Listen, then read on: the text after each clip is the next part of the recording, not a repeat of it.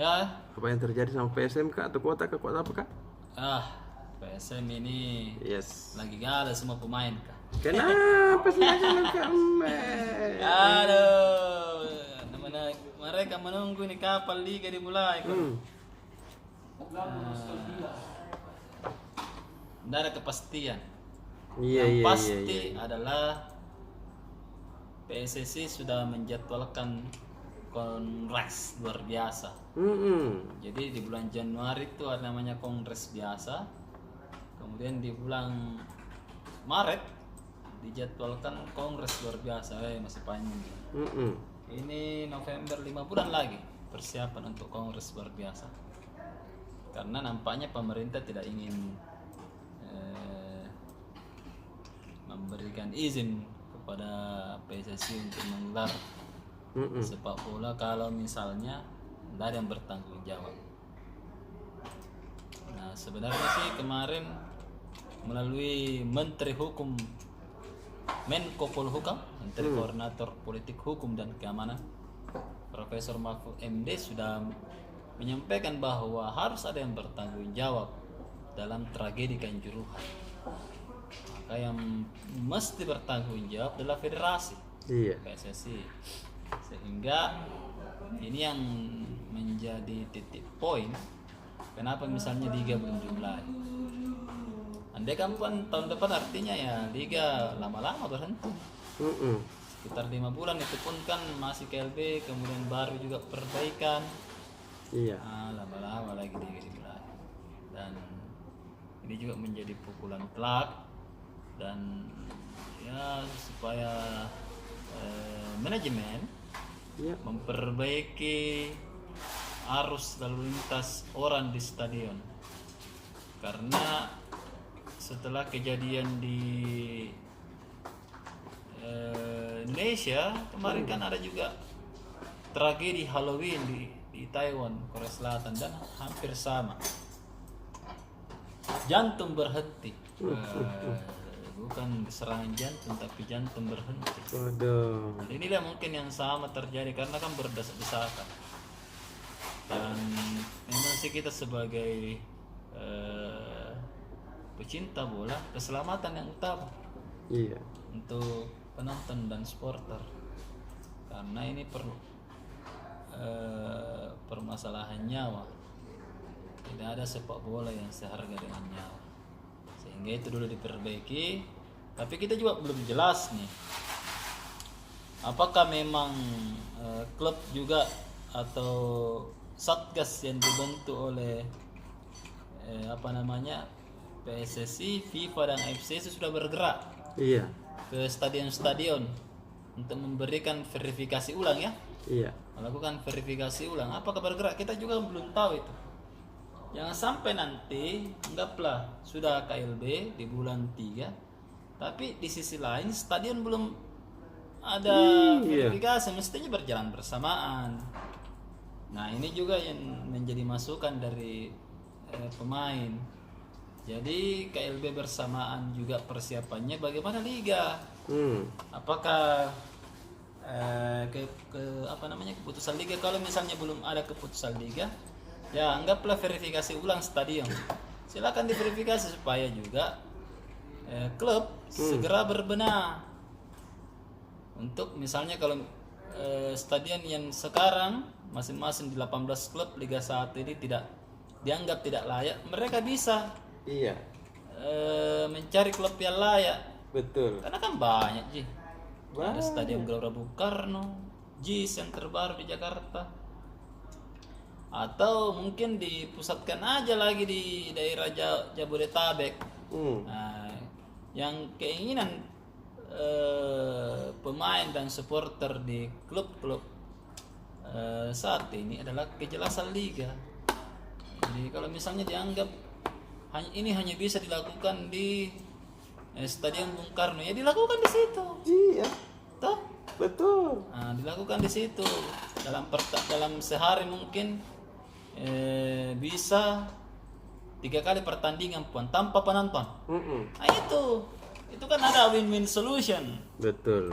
Jangan sampai liga berhenti tidak ada juga apa-apa. Dan kalau bahasa Makassarnya pun mati lalam itu kan. Ada. Kami tahu investasi ini besar-besaran bukan juga uang kecil. Tanpa menafikan korban yang ada di Kanjuruhan, tapi kan harus ada win-win solution nih. Betul tahu. Nah, itu masukan pemain dan supporter kepada federasi dan pemerintah. Jangan dibuat terlambat begini ya. Kalau stadion Gelora dan JIS yang bisa kita pakai, Itu mau kurangnya. kita mulai emosi nih. Iya. Kita mulai emosi nih Tribuners. Jadi mohon kepada federasi dan pemerintah untuk melihat juga win-win solution yang ada. Karena kita ini sementara semangatnya, apalagi kita yang di PSM Makassar ya. Iya. Selagi semangatnya ini, aduh. Semoga ini segera, dan ini akan kita kawal terus. Besok kita akan tugaskan bagaimana sih sebenarnya verifikasi apa sebenarnya Satgas ini tugasnya. Iya. Sampai dibentuk saja tidak tugas atau tidak bergerak atau lambat bergerak dan lain-lain. Kita akan kawal terus itu, Tribuners. Dan nantikan lagi episode selanjutnya apa akan kita minta kepada supporter. Oke? Yes. Kemudian Piala Dunia Pro. Itu masih bersamaan di halaman yang sama. Piala Dunia kita turun dengan tim Polandia. Iya. Kutukan fase grup. Jadi selama 3 kali atau 4 kali 3 12 tahun, Iya. 3 musim ini Piala Dunia, Polandia tidak pernah lolos dari fase grup. Nah ini yang menjadi, apalagi kan Polandia sudah ada beberapa pemain yang bagus seperti Robert Lewandowski. Nah, ini salah satu pemain yang tajam, ex striker Bayern Munchen dan sekarang sudah menjadi striker Barcelona. Ini yang menjadi andalan. Tapi susahnya Polandia akan sama atau segrup dengan Argentina.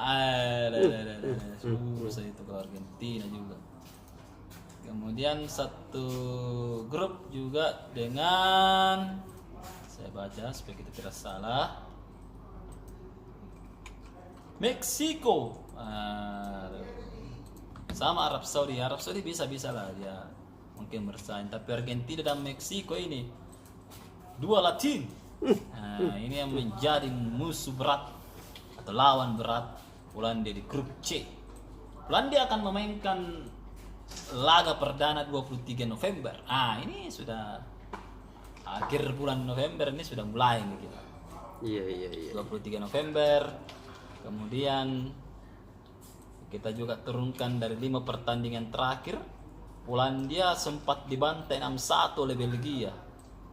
Kemudian dibantai juga 0-1 sama Belgia, 2 kali bertemu.